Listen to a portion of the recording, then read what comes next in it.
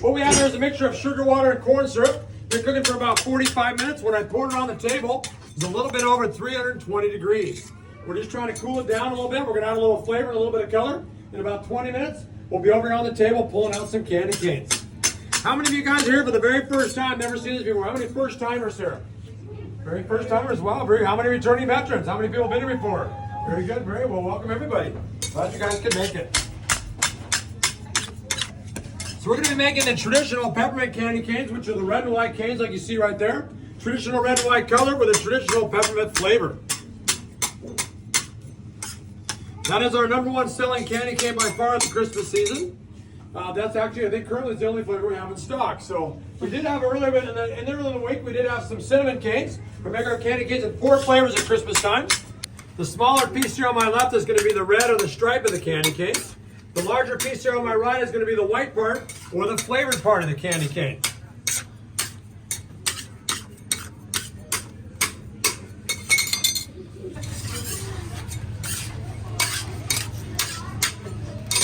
Now I also do haircuts. If anybody needs a trim, happy to help out. I do haircuts. I'll do only one. Oh, you need a haircut for sure. I only do one look. It's the bald look because that's all I know how to do. Bald is beautiful, says the bald man only.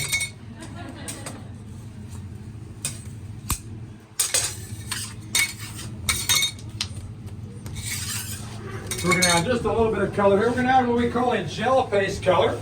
All that means it is not a water-based color. If you use a water-based color, it kind of dissolves the sugar, makes it a little bit sticky. So we're going to use a gel or a paste-based coloring. No flavor whatsoever, just the color only here.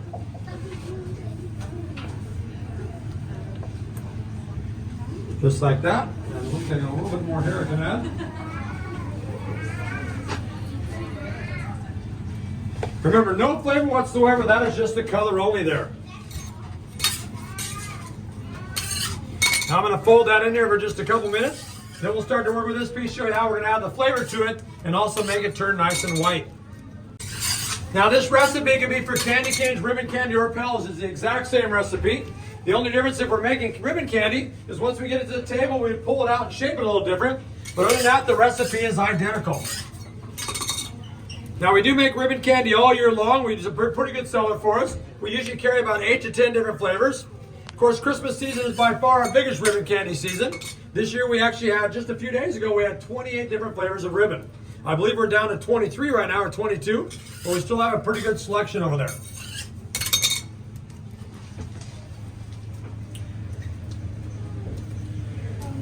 Now remember when we poured it on the table a few minutes ago, it's a little bit over 320 degrees. It has cooled down quite a bit, but it is still incredibly warm. So let's take a little reading and see where we stand.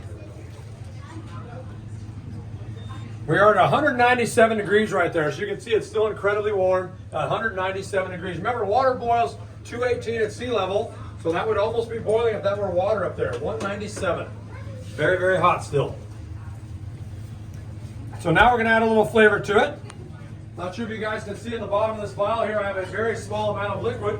That is less than 1/4 ounce of triple distilled peppermint flavor right there. That's all it takes to flavor the entire batch, less than 1/4 ounce. Luckily, it doesn't take too much because it does run about $500 a gallon. But remember, a gallon does go a long, long way. All right, we're going to just cover that up here. We're going to mix that in just like we did the red coloring. And then in just a minute here, we'll show you how we're going to turn it nice and white. Now, when we turn it white here in just a minute, we are going to turn it white all naturally. We're not going to add any color to it to make it turn white. You'll see how that happens here in just a minute. Has nothing to do with the flavor. It would still turn white even if there was no flavor whatsoever. This is the part of the job where I feel very needed. It's nice to be needed, right?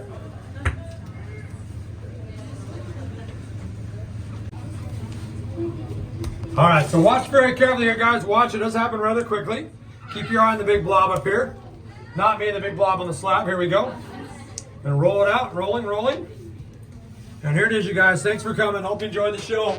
There it is, you guys. Merry Christmas, Happy Thanksgiving, Happy New Year. So what am I thinking here? All right, just kidding, just kidding. Thought maybe I could go home early and trick you guys and go have some dinner and a nap, but apparently not. Although we do want you to know here at Logan's, we put a little bit of love into every batch of candy we make. And just to show you how we roll here, There is our heart on the slab for you guys. So let's look a little love for the candy in there. Yes. Very nice. Thank you. Yes. It's also a gratuitous Valentine's Day plug there. Remember, 56 days from Christmas is Valentine's Day. Just saying. Just give a nudge there. So just, don't forget Valentine's Day. All right, let's get serious here. We're going to change the camera angle. We're going to put it on the hook here and show you how we're going to turn it nice and white. Very similar to the way you might whip egg whites at home, or when you stretch out a rubber band, how the color lightens up a little bit. You can see with each and every pull, the color gets a little bit lighter and a little bit lighter. Or in my case, it gets a little bit heavier and a little bit heavier. Now remember, the whole thing is 20 pounds total weight. I've got about 17 pounds on the hook here with the white part of the cane. Stevie's got about 3 pounds there with the red, keeping it nice and warm for us. So this is what we call a Jerry's Gym, also known as my holiday health spa. Now we don't have to go to the gym this time of year. Okay, I confess I don't go to the gym any time of year. This is the only workout I get right here. This is it. Although I do drive by the gym a lot because my favorite donut shop is right next door to the gym. I do love the donuts. I think that's called job security, right? A donut shop next to the gym. That's not unlike having a dentist office across the street from a candy store. That is called job security there.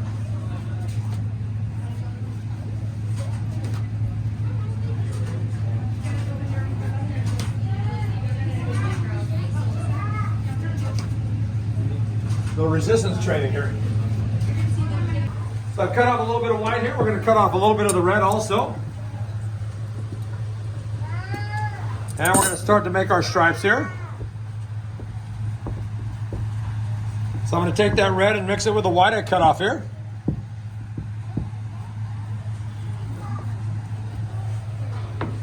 And then this first piece I'm going to show you here, this is going to make up our 5 little stripes. Just like you see on the candy canes up there. So that is going to be our 5 little stripes there. You guys see that? That will be our 5 little stripes right there. And being that it is big and red, we like to nickname this guy right here Big Red. I thought of that myself, so this candy one night, I was just sitting there thinking, should name it Big Red. It works. All right, so this first piece I showed you here, as you can see, I'm beginning to stretch it out. When we get it just the right length, we're then going to cut it into 5 equal pieces, and that will make up our 5 little stripes, just like you see on all the candy canes up there.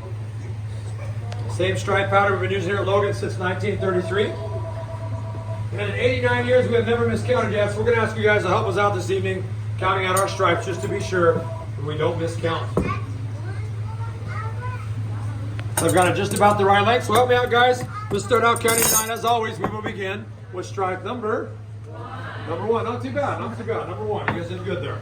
And after stripe number 1, next in line will be stripe number 2. Very good, number 2.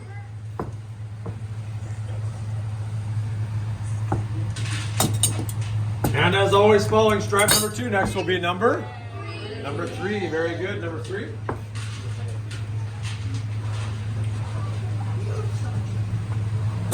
And after number 3 always comes next stripe number 4. Very nice, number 4. And last but not least, our final stripe tonight will be stripe number 5. Very good, number 5.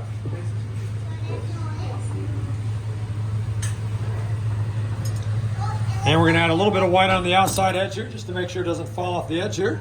Just going to put a little red, a little white next to the red there, just like that.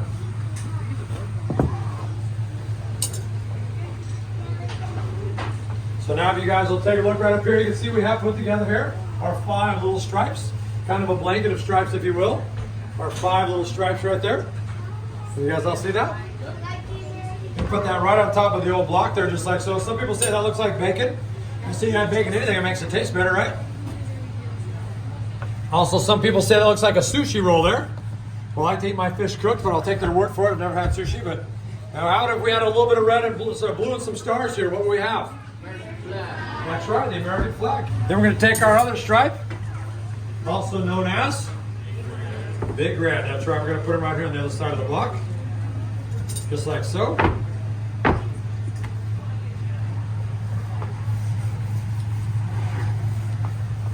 So now, as you can see here, on this side here, I have my 5 little stripes on this side right here. There's our 5 little stripes there. And then on this side right here, we have our one big stripe. Anybody out there bowl? Any bowlers? Anybody heard of bowling? Take that down the lanes. Try to knock that down. What do you think? How about any baseball fans? I'm a Dodger fan myself. Yes, it's hard to admit, but yes. How about asking Santa for a nice little candy cane baseball bat? How about a big giant turkey leg with that Christmas dinner just a few days away, or getting excited myself? Or how about this? When I was younger, I played a little piano and trumpet. Now I just play the 5-string. I sing too, but it's not a pretty sound. Or how about this here? A big giant fish or a whale with a candy cane tail. Of course, it just looks like a big giant candy cane to me. Here we go, a little cut, a little roll, and a little bend on the other end. Let's all give a big round of applause for candy cane number 1, live in the tiller right there. There it is, you guys. Candy cane number 1. It might not be pretty, but it is edible. Hey, maybe it is pretty. It's pretty. It's pretty. Here we go, another cut, more rolling, more bending. Let's all give a big round of applause for candy cane number 2. Give that for number 2 right there. Stay with me, guys, because remember we still have 398 more to go. Now this size candy cane that we're making right here, this is actually the smallest size candy cane that we make here, Logan's. And if we continue to make just this size right here throughout the entire batch, by the time we're done, we're going to fill this entire table full of candy canes, stacking them row after row. We're going to fill the table all the way up to right about by me here. And if we make just this size only, we'll make pretty close to 400 candy canes this size out of this one batch. Now that's the part where you're supposed to go, whoa, that's a lot of candy canes. Thank you very much, yes. Now we did this candy cane demonstration well over 250 times throughout October, November, and December.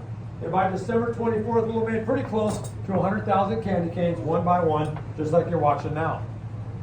Wow, thank you. That's what my feet are saying. Wow. Now as you can see, we're all staying busy back here. We all have our jobs to do. Actually, let me back that up here. I work here in position number 1. I pull the candy cane, making me, of course, the candy cane puller. That would make me the puller, right? Right here in position number 2, our daughter Abby's doing 2 jobs tonight. First off, she'll roll the candy cane, making her the candy cane roller. Then she'll hook the candy cane, making her the candy cane bender. Careful now, that's my daughter. Then down there we have Stevie stacking the candy canes, making Stevie the candy cane stacker. Soon somebody will come out of the back room to bag the candy canes, making them, of course, the candy cane bagger. And if it happens to be our oldest employee, who happens to be my mother-in-law, I'd have to give her the title of the old bagger. That is just her title. I'd never call her such a thing, unless it's not for her face. Just kidding, she does love that title. So as you can see, we're all staying busy here, but I do have one job left, and if I can get a couple of volunteers from out there, we could use your help. Anybody want to help us out, just raise your hand. There's your chance, guys. Great, because in the back room, I have a huge pile of dirty dishes right in the back you can do. No, I'm just kidding. What we really need is somebody to help us sample or taste test these candy canes. Any tasters? Come on, moms and dads, who steals hand, no sample? Yeah, it looks like most of you. Okay, go and put your hands down. We're going to cut everybody a nice warm sample and bring it right out to you. Now, Abby's going to break out one of the few machines that we use here at Logan's. This press is about 95 to 100 years old. Been using the same press here at Logan since 1933. Abby's going to demonstrate it for us. We like to call her the Crush Shop.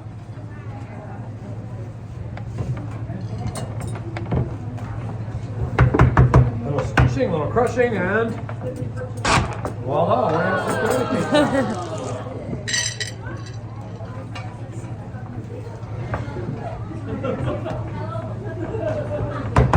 All right, we're going to bring you guys out of sound. Stay right where you are, guys. They'll bring it to you.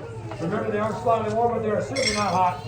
So don't be afraid to take it right off your palm of your hand. When they drop it there, put it right in your mouth. Just don't bite right down and just kind of eat it like they would a jawbreaker. So wait right where you are, guys. We'll make sure everybody gets a nice warm sample.